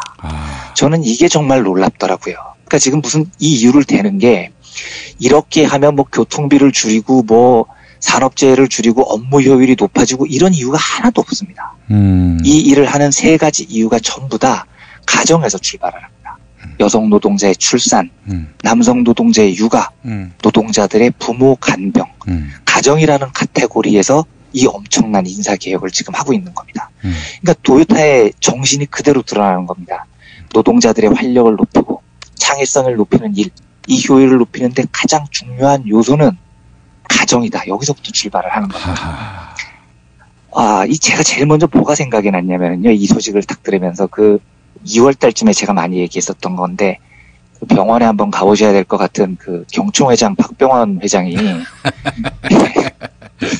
2월 달에 우리 노동자들 보고 노동자들이 야근 수당 더 챙기려고 쓸데없이 야근을 해가지고 돈만 자꾸 나가게 한다고 뭐 이런 멍멍이 소리를 하신 적이 있었거든요. 예. 그래서 그러니까 박병원 회장 얘기는 괜히 야근 수당 축내지 말고 빨리빨리 들어가라는 거죠, 직원들요. 예. 근데 이것도 직원들 보고 빨리빨리 들어가라는 거예요. 집으로 빨리 퇴근을 하라는 거죠. 그런데 발상의 출발을 한번 보십시오. 한국의 경총회장은 야, 빨리빨리 퇴근해. 회사 돈 축내지 말고 빨리빨리 집으로 기어 들어가. 이 밥벌어지더라. 이거고요. 예. 도요타는요, 회사 나오지 말고 요즘 인터넷 얼마나 잘 돼 있습니까? 집에서 일하세요. 이유는 가정을 지키세요. 입니다. 그러면 어느 쪽 회사 노동자들이 충성을 하겠습니까? 이건 뭐 상대가 안 되는 거죠. 예. 반대로 현대차하고 한번 비교를 해보십시오. 도요타하고 이제 글로벌 자동차 브랜드 라이벌인데 점심시간에 11시 59분에 태그 찍고 나가면 죽여버린다, 뭐 이런 회사더라고. 야, 회사 나오지 마세요. 집에서 일하셔도 충분히 일할 수 있습니다. 가정을 먼저 지키셔야죠. 이런 회사하고 양쪽에서 자동차를 만들었는데 어느 쪽이 더 잘 나오겠냐는 거죠. 비교의 변화 만화인 겁니다. 예. 이게 이제 뭐 경제학적으로 말씀을 드리면은요, 노동자가 노동력을 제공하는 이유가 뭐냐? 예. 노동력을 제공하지 않으면 삶을 유지할 수 없기 때문이다. 이렇게 이야기를 합니다. 그러니까 노동자는 노동 자체가 목적이 아닌 겁니다. 노동은 수단입니다. 내가 노동을 제공함으로써 지키고자 하는 궁극적인 목적은 나와 내 가정의 삶을 유지하는 것, 이거인 거죠. 그러면 일의 선후관계가 분명해지지 않습니까? 그죠? 내 가정을 지키는 것이 목표이고 노동을 통해 돈을 버는 것은 수단이 되는 겁니다. 근데 한국 회사들은 어떻습니까? 예. 일이야 가정이야 선택해. 이걸 강요를 하죠. 일이야 가정이야 둘 중에 하나를 선택하라. 예. 그러니까요. 항상 그걸 선택하게 합니다. 그리고 끊임없이 노동자들로부터 아유 가정보다 일이 중요하죠. 이 대답을 강요하고 있는 겁니다. 그러니까 우리나라처럼 노동을 제공하는 궁극적인 이유 자체를 뺏어가 버리는데 의욕적인 노동이 나올 수가 없는 겁니다. 그래서 결국은 이게 뭐 조금 과장된 이야기로 좀 덧붙여서 하면 회사에서 출세하는 사람들은 가정을 거의 다 버린 사람들이죠. 출세, 생존 여기에만 몰두하는 이 가정과는 완전히 거리를 둔 사람들만 회사에서 출세하고 살아남게 되는 겁니다. 저는 이 도요타 실험을 보면서요. 도대체 당신이 일을 하는 이유가 뭐냐 이걸 분명히 알게 해준 게 굉장히 고맙습니다. 당신이 지키고자 하는 가정의 소중함을 회사가 먼저 챙겨준 게 너무 고맙습니다. 실제로 이 실험 결과가 어떻게 나올지는 모르겠어요. 실패를 할 수도 있을 것 같습니다. 그런데 적어도 이 실험이라는 자체가 직원들의 마음에 노동자들의 마음에 노동의 목표, 삶의 가치 그리고 회사에 대한 사랑 굉장히 많은 저는 긍정적인 요소를 남길 거라고 봅니다. 그리고 이제 이 일을 보면서 제가 한 가지만 좀 여담으로 덧붙이면요. 예. 이 도요타가 남긴 또 하나의 중요한 메시지는 사람들이 그렇게 생각을 하지 않습니까? 내가 가정을 돌봐야 하는 일, 그 일이 자꾸 자기의 부지런함의 문제로 치환이 되는 경우가 많습니다. 내가 부지런해야 극복해야 될 문제다 이렇게 자책을 하는 경우가 많아요. 그런데 도요타는 굉장히 분명한 메시지를 전달해 줍니다. 노동자들 잘못이 아니에요. 이건 국가가, 사회가, 기업이 보장을 해줘야 할 일이라는 거예요. 이렇게 메시지를 던져주고 있는 게 더 고맙습니다. 제가 어제 이제 그 미국 총기 문제에 대해서 이야기를 드렸지만, 혹시 몇 년 전에 미국에서 이런 일이 있었어요. 그 미국에서 6살짜리 남자애가 유치원에서 같은 반 여학생을 총으로 쏴 죽인 겁니다. 6살짜리 애가요. 예, 이래서 엄청나게 미국에서 큰 파문이 인 적이 있었어요. 예. 근데 이제 이 6살짜리 애가 총을 어디서 구했냐면, 삼촌 집에 임시로 거주를 하고 있었거든요. 예. 그런데 이제 유치원 갈 때 집에 아무도 없으니까 총을 들고 나온 거예요, 삼촌 총을. 아이고, 세상에. 예, 그리고 이제 이 총을 쏜 애는 흑인이었고, 맞은 애는 이제 세상을 떠난 애는 백인 여자애였는데, 옆에 여자애를 팍 쏜 거죠. 예. 그런데 지금까지도 왜 쐈는지 아무도 모릅니다. 그러니까 6살짜리 아이가 어떤 인지 능력이 있는 설명을 못한 거예요. 그러니까 지금까지도 그 남자애가 그 여자애를 왜 쐈는지에 대한 이유는 미스테리입니다. 그런데 그때 미국 사회에서 다들 나왔던 말이 야 부모는 뭐 했어 부모는 도대체 이거였거든요. 네. 근데 사정이 뭐였냐면 이 흑인 아이가요. 그 홀엄마가 아이를 키우고 있었는데 그 주에서 실시하는 무슨 복지 프로그램인가가 있었다는 겁니다. 예. 근데 이 복지 프로그램이 어떻게 돼 있었냐면 하루에 몇 시간 이상 일을 하면 일하는 시간이 많을수록 복지 수당을 누진적으로 높여준다는 겁니다. 그러니까 이제 그 주에서는 딴에는 놀고 먹는 사람한테 복지 안 준다. 일을 하면 많이 준다. 뭐 이런 취지였었던 것 같아요. 아하. 예, 그러니까 이 엄마가 먹고 살려고 두 탕을 뛴 겁니다. 매일같이 새벽에 나가가지고 두 탕을 일을 많이 할수록 복지 수당이 많이 나오니까 그래서 매일같이 새벽에 나가서 밤에 또 돌아오는 일을 반복을 한 겁니다. 그러면서도 월세를 못 내서 어쩔 수 없이 집에서 쫓겨나서 아이를 삼촌 집에 잠깐 맡겼는데 사고가 나버린 거죠. 미국은 그따위 제도를 복지제도라고 말하는지 모르겠는데요. 그건 복지가 아닌 겁니다. 가정을 돌봐야 할 부모 중에 한 명 남은 가정을 돌봐야 할 유일한 부모한테 하루에 10시간 넘게 일을 해. 그래야 내가 돈을 많이 줄게. 이게 무슨 복지입니까? 그 엄마가 가정에서 아이를 돌보게 하는 게 복지죠. 예. 그러니까 어떤 복지 이런 개념을 생각을 할 때 내가 돈 얼마 쥐어줄게 이런 컨셉에서 벗어나서 가정보다 돈이 우선한다는 생각이 있으니까 계속 지금 이런 생각이 나오는 겁니다. 거꾸로 생각을 하는 거죠. 돈의 목적이 가정인 겁니다. 왜 우리가 그 흑인 가정을 지켜줘야 되는 복지를 제공해야 되는 이유는 그 가정을 지키기 위해서인 거예요. 그런데 엄마 한 명 있는 사람들을 가혹한 노동시장으로 몰아내서 돈을 주는 건, 가정을 그렇게 해서 파괴를 하는 건, 그건 복지가 아닌 겁니다. 저는 이 가정이 돈의 노예가 되지 말아야 된다고 정말로 굳게 믿습니다. 돈이 가정을 풍요롭게 하는 수단이 돼야죠. 그렇죠. 그런데 지금은 우리는 가정 자체가 그냥 돈의 노예가 돼버린 거죠. 이 문제를 풀어야 됩니다. 정부와 기업과 사회가 제도적으로 풀어야 됩니다. 예. 최근에 이제 그 혜민 스님이신가요? 그 트위터에 맞벌이 부부들이 아이들하고 못 놀아줘서 미안하면 엄마들이 새벽 6시에 일어나셔서 애들 깨워서 놀아주시라 뭐 이런 트위터 글을 올리셨다고 해요. 예. 제가 그걸 보고 뭐 제가 혜민 스님을 잘 모르지만 정말 문제의 본질을 전혀 잘 모르시는구나 이런 생각이 들었습니다. 내가 맞벌이를 하면서 애들하고 놀아줄 시간이 없으면 더 일찍 일어나서 애들하고 놀아주는 게 정답이 아닙니다. 그건 내 잘못이 아닌 거예요. 노동자 잘못이 아닙니다. 정시퇴근, 근로시간 단축, 이게 제도적으로 보장이 돼야 되는 겁니다. 노동의 목적은 가정이기 때문입니다. 가정에서부터 출발을 해야 되기 때문입니다. 아무튼 저는 이 도요타의 파격적 실험이 정말로 성공했으면 좋겠습니다. 우리 삶의 출발점이 가정이라는 이런 개념 자체가 가정과 노동이 조화롭게 어울리는 세상이 저는 불가능하다고 생각하지 않거든요. 그래서 그 가능성의 시작을 이 도요타의 인사실험에서 발견할 수 있었으면 참 좋겠다는 생각이 많이 들더라고요. 예. 그 토요타가 있는 나라 일본. 예. 네. 이 토요타의 인식이 우리 기업인들의 인식이라면 또 그런 재택근무, 집단 재택근무가 가능하게끔 사회 구조가 허용할 수 있는 이런 시스템이라면은 우리 노동자들 이 재벌 때문에 정부 때문에 스트레스 받을 일이 없을 것 같아요. 그렇죠. 훨씬 더 행복해지는 겁니다. 스트레스도 덜 받고. 자, 이건 우리가 정부와 사용자를 잘못 만났다 이렇게 봐도 될 것 같습니다. 네. 알겠습니다. 자, 다음 이야기 해보도록 하겠습니다. 네. 자, 어제 이어서 오늘도 민영화 이야기를 이어가신다고 하셨는데 오늘은 전력 이야기죠? 네, 전력 이야기입니다. 한 번만 더 하겠습니다. 전략까지만 하고 이제 그만두겠습니다. 너무 지겨우실 것 같아요. 별 말씀을요. 예. 어제 이제 가스 부문 살펴봤는데요. 전력 민영화 이제 어제 아침에 조간 뉴스를 쭉 보니까 민영화로 가는 초석을 낚았다. 궁극적으로는 민영화로 갈 가능성이 높다. 이렇게 보도가 되던데. 저는 사실상 민영화가 됐다고 봅니다. 왜냐하면 이 소비자가 이제 어떤 상품을 구입을 할 때 요금을 지불하는 곳은 제조사가 아니라 판매사거든요.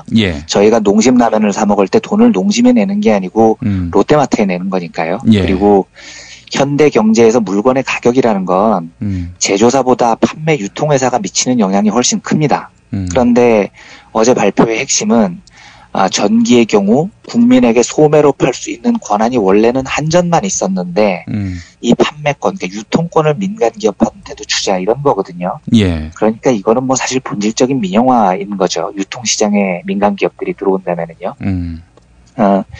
일단 어제 조간신문들을 보니까 여러 언론의 우려들은 이런 것들이더라고요. 그러니까 지금 한국의 전기 평균 가격이 굉장히 낮은 편입니다. 실제로요. 원가 이하다라는 평가도 나오기도 해요. 그런데 이게 지금 공기업 한전의 공기업적 성격이 유지됐기 때문에 가능한 거거든요.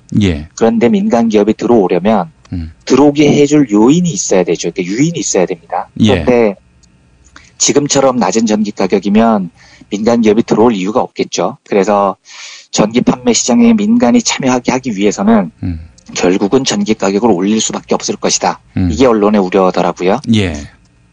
동의합니다. 이 지적에 동의하고요. 충분히 그럴 우려가 있습니다. 그래서 전기 가격 인상의 우려도 굉장히 중요한 문제입니다. 근데 저는 이거보다도 조금 더 본질적인 문제들을 말씀을 드리고 싶습니다. 그러니까 지금 이제 일반 기업에게도 전기를 판매할 권한을 준다. 이러니까 지금 듣는 사람들이 조금 감이 안 오는 겁니다. 전기 판매 권한을 준다. 누가 판다는 거야, 일반 기업들? 이런 생각이 드는 겁니다. 그러니까 예를 들어서 제가 사업자를 하나 만들어서 나 전기 팔게요 이런다고 팔 수 있는 게 아니라는 거죠. 예. 민중의 소리가 갑자기 전기 팔게요 해도 전기를 팔 수 있는 건 현실적으로 불가능합니다. 예. 왜냐하면 전기를 팔 수 있는 사람들은 전기를 팔 수 있는 네트워크가 있어야 됩니다. 예. 이건 뭐냐면 각 가정에 케이블이 연결되어 있는 회사여야 된다는 겁니다. 이런 회사들이 사실은 전기를 팔 수 있는 거예요. 그러니까 예. 단지 케이블 네트워크에 전선을 붙이는 이런 문제뿐만 아니고 한전의 배전망을 쓰더라도 각 가정에 이 케이블을 꽂아서 네트워크를 관리해본 노하우가 있는 회사가 아니라면 현실적으로 전기 판매에 나설 수가 없습니다. 그러니까 갑자기 대한항공이 전기 팔겠다고 나선다고 될 일이 아니라는 거죠. 예. 그러면 이제 전기를 판매하는 회사들이 분명해집니다. 지금 언급이 안 돼서 그렇지 팔 수 있는 회사들은 몇 개 없어요. KT, SK 브로드밴드, LG U 플러스 이런 애들입니다. 케이블 TV 회사도 있잖아요. 지역 케이블. 그렇죠. 그까지 더 나가면은 이제 지역 케이블 방송들까지 있을 텐데 제가 대표적인 전국 기업으로 요 세 개를 든 거고요. 예. 지역 케이블들도 가능할 겁니다. 그러면 현실적으로 이런 케이블이 꽂혀 있는 회사들한테 전기 파는 권한을 주겠다는 건데 이 정부가 지금 발표를 기업 이름을 박지 않아서 그렇지 발표를 어떻게 하냐면 이런 식으로 발표를 해요. 예. 일본 소프트뱅크 사례를 봐라. 다양한 통신 요금제와 전기 요금제를 결합하는 상품을 내놓아서 호평을 받고 있지 않느냐. 예, 이렇게 얘기를 합니다. 그러니까 이게 무슨 얘기냐면 예. 전기 상품이라는 게 다양해져서 소비자에게 더 풍부한 선택권을 준다는 거예요. 이게 이런 거죠. 지금 이제 제가 집전화와 인터넷 뭐 이런 TV를 가입하면 집전화는 무료 뭐 이런 상품 있지 않습니까? 예. 월정액 5만 원에 케이블 TV 뭐 무료에 뭐 인터넷 초고속 통신만 무료 이런 상품에다가 월정액 5만 원에 뭐 월 전기 300kW 무료 뭐 이런 걸 붙이겠다는 겁니다 지금. 근데 현실적으로 그럴 수밖에 없어요. 왜냐하면 케이블이 꽂혀 있는 애들이 SK 브로드밴드, KT, LG U 플러스 그리고 조금 더 나가면 아까 말씀해 주셨던 케이블 TV 사업자들이거든요. 그러니까 지금 무슨 상품이 나올지는 뻔하게 다 예측이 되는 겁니다. 그렇죠? 예. 그런데 제가 이 얘기를 듣고 진짜 큰일이다 싶더라고요. 지금 정부가 뭘 왜곡하고 있냐면요. 예. 우리나라 공기업 중에서요. 저는 이윤을 많이 남겨야 하는 공기업은 없다고 생각하는 쪽입니다. 그러니까 공적 영역에서 이윤을 많이 남기면 안 된다고 봅니다. 왜 이윤을 많이 남기냐고요. 소비자나 국민에게 돌려줘야죠. 공적 영역인데요. 그렇죠. 그런데 유일하게 한전은요. 한전도 이익을 많이 남기면 안 됩니다. 당연히. 여기도 공적 영역이니까요. 그런데 이 정말로 중요한 이 공기업 이 한전의 또 하나의 독특한 특징이 있습니다. 예. 그게 뭐냐면 한전은 이윤을 남기면 안 되는 것과 더불어서 모든 공기업 중에 거의 유일하게 매출이 늘어나면 안 되는 기업입니다. 매출이 늘어나면 안 된다. 그렇습니다. 이게 한전만이 갖는 독특한 특징입니다. 왜냐하면 한전의 매출이 는다는 게 무슨 뜻이겠습니까? 에너지 소비가 많아진다는 겁니다. 이게 어떻게 바람직하겠습니까? 한전이 스스로 내거는 모토가 있습니다. 이게 뭐냐면요. 전기는 국산이지만 원료는 수입입니다. 이런 겁니다. 이게 한전의 전기절약 슬로건이에요. 한전 홍보 문구 중에는 이런 게 있습니다. 전기는 꼭 필요한 곳에 써야 하는 소중한 프리미엄 에너지. 이게 홍보 문구입니다. 예. 한전도 아는 겁니다. 전기라는 상품은 많이 팔리는 게 절대로 공적으로 좋은 것이 아니라는 걸 얘들도 알고 있습니다. 그런데 통신요금하고 결합한 상품을 내놓는다. 어떻게 되겠습니까? 제가 이 휴대전화 데이터 3기가 쓰거든요. 예. 그런데 이제 한 2기가쯤 썼는데 마지막 날 1기가가 남으면은요. 그냥 전철에서 야구를 봅니다. 다 써버리는 거죠. 1기가 남아서 뭐합니까? 다 보는 거죠. 예. 남길 이유가 없지 않습니까? 돈은 냈는데. 예. 그런데 전력을 저런 식으로 요금을 매기면요. 아하. 돈 낸 만큼 다 쓰라는 이야기인 거거든요. 안 그렇겠냐고요. 돈은 이미 냈죠. 전기는 남았죠. 에어컨 틀어버리는 겁니다. 전기 한 달에 300kW 쓰면 인터넷 TV가 무료. 월 5만 원. 이런 광고 보고 혹해서 가입을 했다고 가정을 해보십시오. 평소 전기 100kW 쓰던 사람 300kW 안 쓰겠냐는 겁니다. 하하. 지금 전력 판매 민영화를요. 통신회사하고 연결시킨다는 건요. 케이블 회사하고 연결시킨다는 건 결국은 전기 대량 소비 시대를 열겠다는 겁니다. 왜냐하면 저렇게 전기 대량 소비가 가능하지 않다면 미쳤다고 민간기업이 들어오겠습니까? 민간기업이라는 것은 매출을 늘려야 할 텐데요. 전기 과소비 당연히 부추깁니다. 이러면 우리나라가 지금 예비 전력이 풍부한 나라가 아닙니다. 그러면 공적으로 에너지 빈곤층에게 돌아갈 에너지는 당연히 부족해지죠. 근데 이건 고사하고 환경 문제는 어떻게 할 겁니까? 원자력 발전소 증설에서 생기는 문제는 어떻게 할 건가요? 화력 발전소 더 돌려서 나오는 미세먼지는 어떻게 할 겁니까? 지금 우리가 M1 고등어 때려잡고 있을 때가 아닌 겁니다. 그래서 제가 이 다양한 상품을 제공한다는 것에 대해서 진짜 개거품을 물게 되는 겁니다. 본질적으로 발전을 하는 단가가 떨어지지 않는 이상 판매 사업의 경쟁을 통해서 전기요금을 낮춘다. 이거는 저는 불가능하다고 봅니다. 낮추는 것처럼 보일 수는 있을 거예요. 저희가 많이 경험해봤지 않습니까? TV와 인터넷 전화기 결합해서 뭐뭐 하면은 무료해서 다 합쳐서 5만 원 하면 가입할 때는 싸다고 느껴지죠. 그런데 정작 가입해놓고 보면요. 1인당 통신 비용이 안 가입했을 때보다 훨씬 더 높아지는 겁니다. 결국은요. 한 가지만 더 덧붙여서 이야기를 하면은요. 한국은 지금 전력 산업이 구조적으로 집적형으로 돼 있습니다. 이게 어떤 거냐면 전력을 생산하는 곳이 도시별로 분산이 되어 있는 게 아닙니다.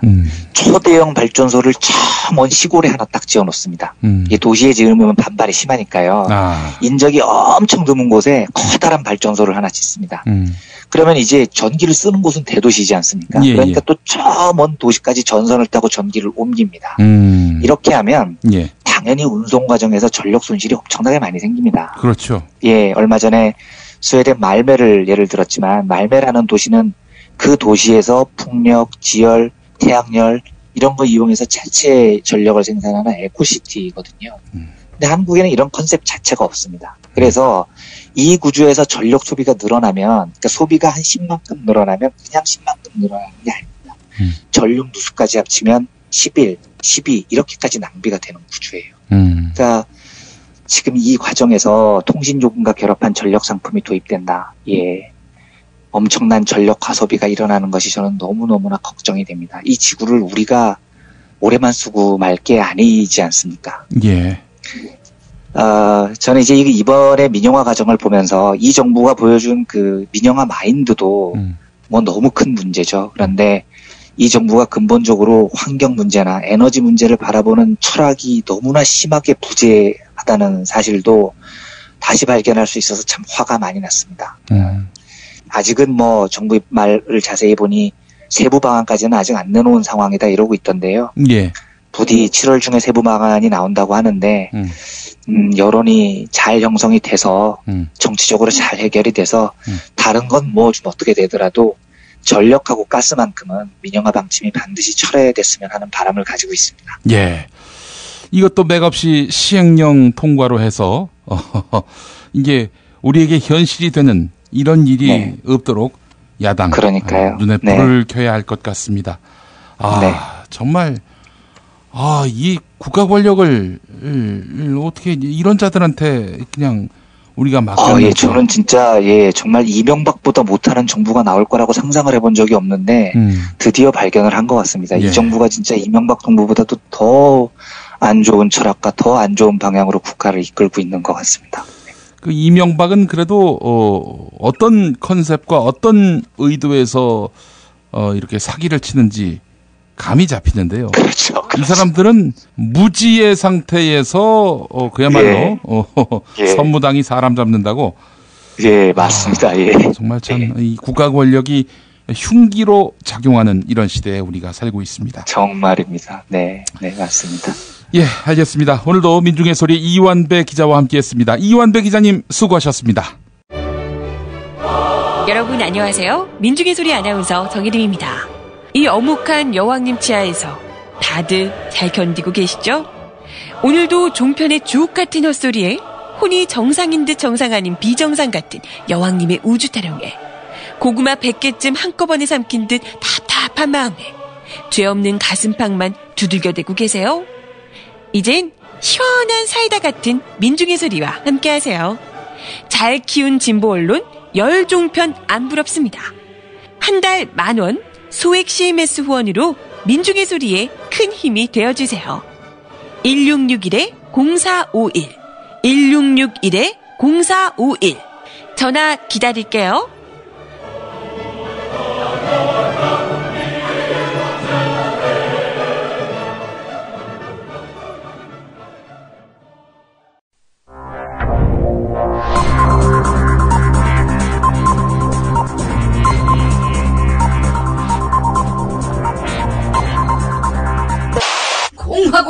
3,000평.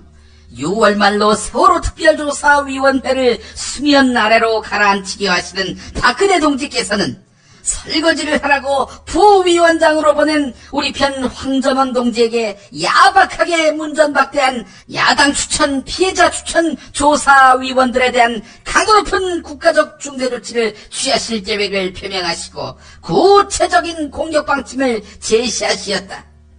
경애하는 박근혜 동지의 단호한 결심은 직업이 세월호 유족이고 직업이 세월호 진상규명인 대목군들에 대한 격한 분노의 표시다.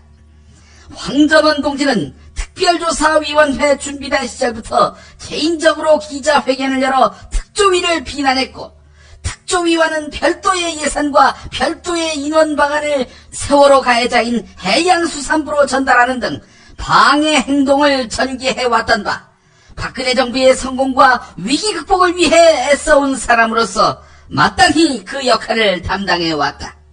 따라서 그 황전원 동지를 다시 조사위원으로 세우려는 것을 반대하는 것은 그 범죄적 강도가 대륙권, 성층권, 중간권, 열권, 즉 대기권을 뚫는다 하겠다. 이는 당연히 박근혜 동지에 대한 체질적인 거부감과 적개심을 노골적으로 드러내는 것으로서 추호도 용납할 수 없는 포악무도한 도발 행위에 다름 아니다.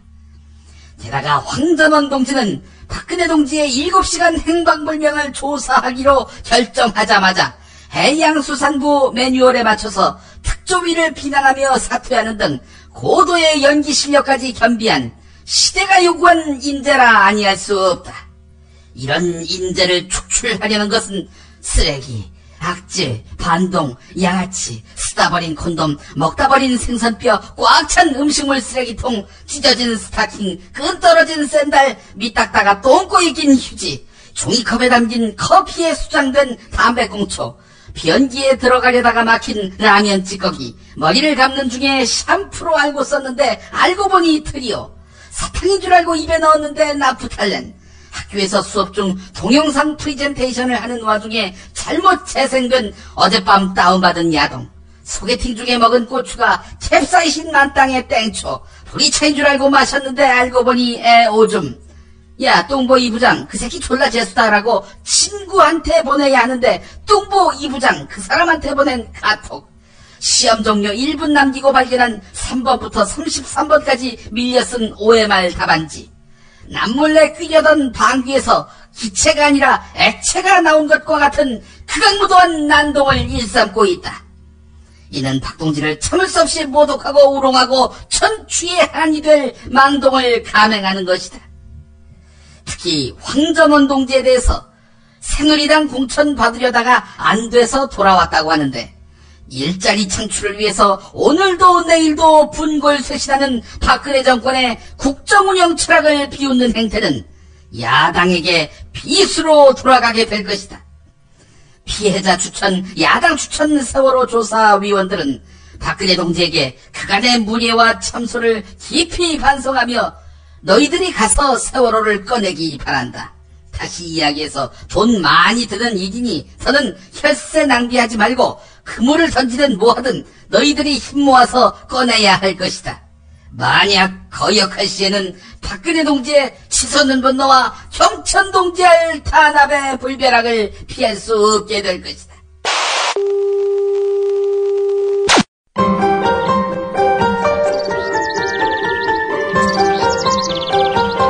오늘의 날씨. 오늘은 전국이 흐린 가운데 아침까지 비가 내린 뒤 개겠지만 오후에는 소나기가 내리는 곳이 많겠습니다.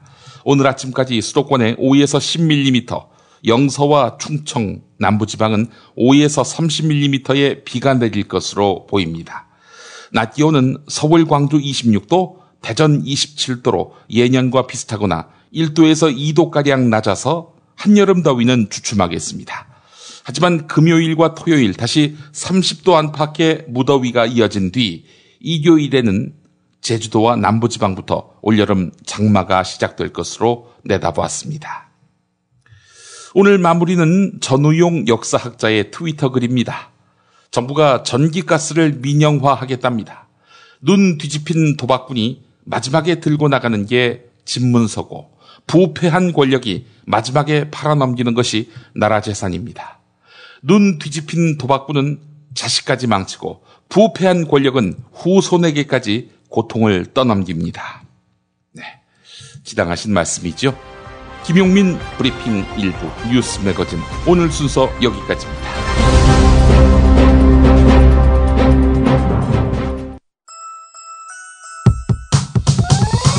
이번 방송 괜찮았나요? 작별의 여운 이렇게 표시해주세요. 다운로드하기, 댓글 달기, 구독하기, 별점 주기. 더 좋은 방송 만들어달라는 약속 이렇게 응원해주세요. 다운로드하기, 댓글 달기, 구독하기, 별점 주기. 기억하셨죠? 다운로드하기, 댓글 달기, 구독하기, 별점 주기.